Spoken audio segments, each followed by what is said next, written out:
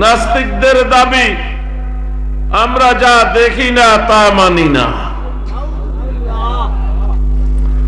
1990-এর দশকে এনজিওদের অপতৎপরতা বাংলাদেশে বেড়ে গিয়েছিল।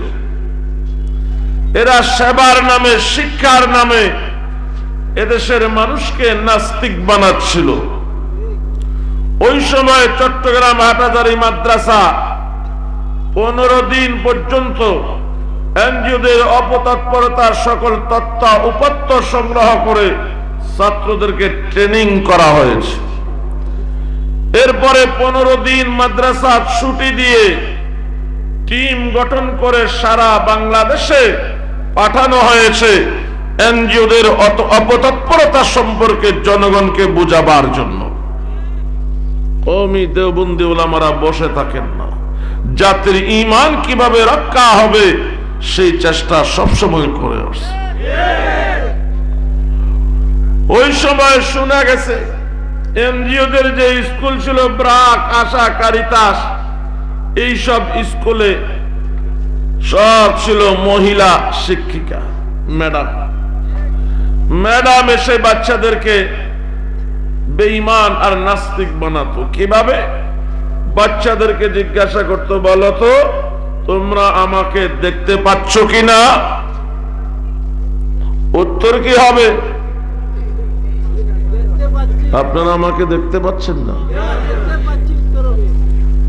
তো বাচ্চারা, যেহেতু ম্যাডাম তো সামনেই আছে, বাচ্চারা বলতো হ্যাঁ দেখতে পাচ্ছি। ম্যাডাম বলতো যেহেতু আমি আসি। আচ্ছা এবার বলে তোমরা কি আল্লাহকে দেখতে পাচ্ছ? উত্তর কি হবে? তো ম্যাডাম বলতো যেহেতু আল্লাহ নাই। কিভাবে বেঈমান বানাচ্ছে দেখলে। এরপরে বলতো দেখো আমরা তো বলি সবকিছু আল্লাহ থেকে হয়। তো ম্যাডাম বলতো তোমরা চোখ বন্ধ করে আল্লাহর কাছে চকলেট চাও। বাচ্চারা চোখ বন্ধ করে বলতো আল্লাহ চকলেট দাও, আল্লাহ চকলেট দাও। আল্লাহকে এভাবে চকলেট দেয়? এরপরে ম্যাডাম বলতো তোমরা এবার চোখ বন্ধ করে আমার কাছে চাও। বাচ্চারা বলতো ম্যাডাম চকলেট দাও, ম্যাডাম চকলেট দাও। ম্যাডাম আগের থেকে ব্যাগে চকলেট রাখতো, সবার হাতে একটা একটা করে দিত। এরপরে ম্যাডাম বলতো দেখলা আমি আসি, চকলেট দিতে সক্ষম, আল্লাহ নাই, চকলেট দিতে অক্ষম। ঈমান আছে? যেখানে ফেরাউন আল্লাহ সেখানে মূসা পাঠায়। লিকুল্লি ফেরাউনিন মূসা। ওই স্কুলে ছিল একটা বুদ্ধিমান ছেলে। সে পরের দিন সব ছাত্রছাত্রীকে এক জায়গায় একত্রিত করে বলতেছে তোমরা কি আমাকে দেখতে পাচ্ছ? সবাই বলে হ্যাঁ দেখতে পাচ্ছি। ছেলেটা বলে যেহেতু আমি আছি, তোমরা কি আমার ডান হাত দেখতে পাচ্ছ? সবাই বলল হ্যাঁ। বলে যেহেতু আমার ডান হাত আছে। এরই মধ্যে ম্যাডাম আসছে। ম্যাডাম কয় যাক, মন্ত্র কাম হইছে। গতকাল যে সবক পড়াইছি এই সবক আজ তারা নিজেরাই চর্চা করতেছে। ম্যাডাম আসতেই ওই ছেলেটা বলতে তোমরা কি আমাদের ম্যাডামকে দেখতে পাচ্ছ? এক বাক্যে সবাই বলল হ্যাঁ দেখতে পাচ্ছি। ছেলেটা বলল যেহেতু ম্যাডাম আছে, এবার বলো তোমরা কি ম্যাডামের ব্রেন দেখতে পাচ্ছ? এক বাক্যে সবাই বলল না। ওই বুদ্ধিমান বাচ্চাটা বলল যেহেতু ম্যাডামের ব্রেন নাই। বলো যার ব্রেন নাই সে কি পাগলি? ম্যাডাম তো। এবার বাচ্চাটা বলে বলো আমরা কি পাগলির কাছে পড়বো? সব ছাত্রছাত্রীরা বলল না। ছেলেটা বললো তাহলে আর দেরি কিসের, চলো জুতার ঝাড়ু দিয়া পিটাইয়া খেদাইয়া দে।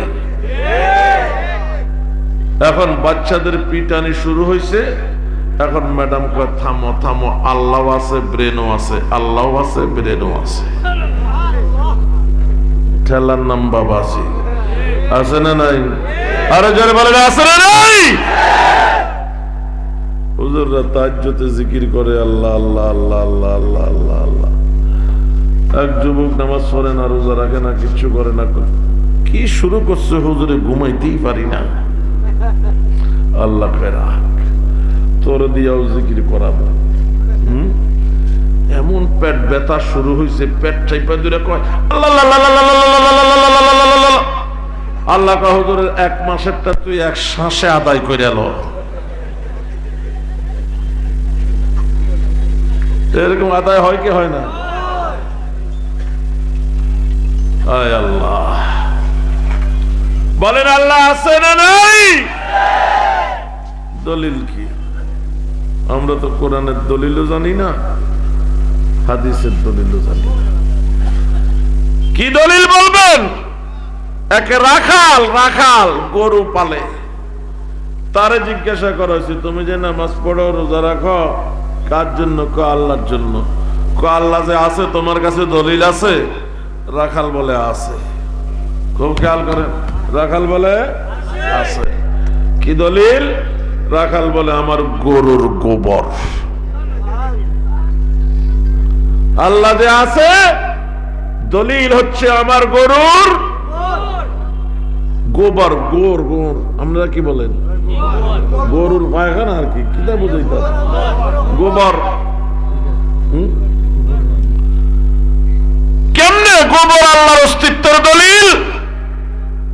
রাখাল বলে আমি যখন গরু নিয়ে মাঠে যাই, আমার গরু যখন মাঠে পায়খানা করে, ওই পায়খানা দেখে পাগলেও বুঝে এখানে গরু আসছিল।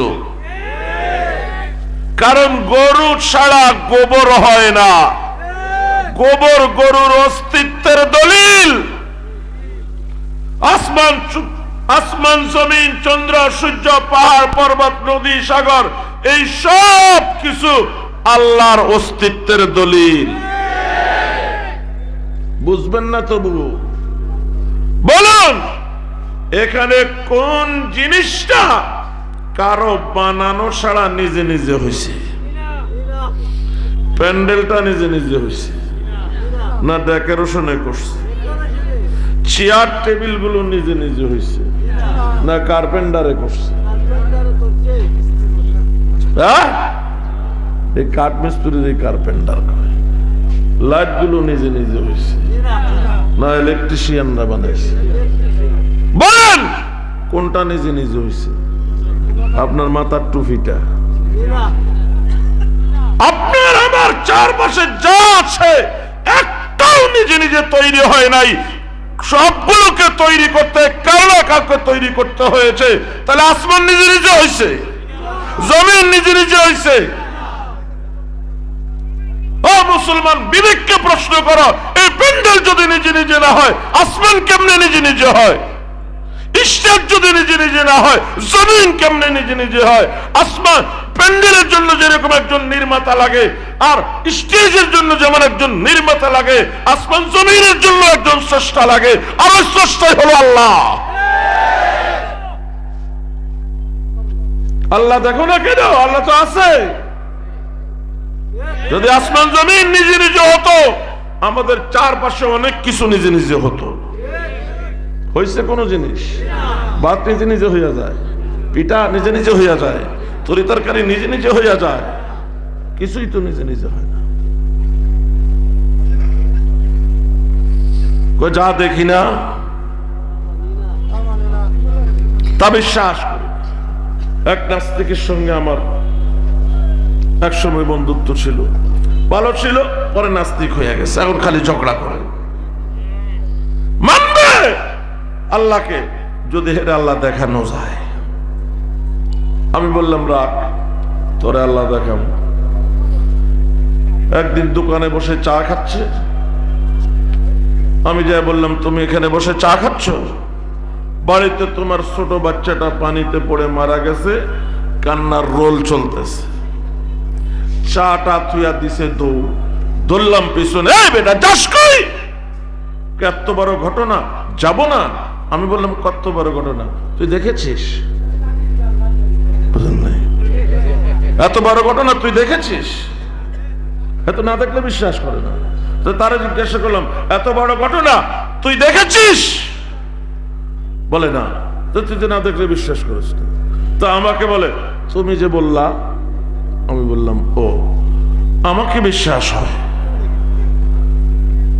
তো বলো অবিশ্বাসের কি আছে? আমি কই না, আমি যে বিশ্বাসী এর কোনো দলিল নেই। আর এমন একজন বিশ্বাসী যার শত্রুরাও বলে তিনি সত্যবাদী, মুহাম্মদ আল আমিন, তিনি যে সত্যবাদী এ ব্যাপারে শত্রুরাও একমত। সেই সত্যবাদী নবী মেরাজে আল্লাহকে দেখে বলছেন আল্লাহ আছে।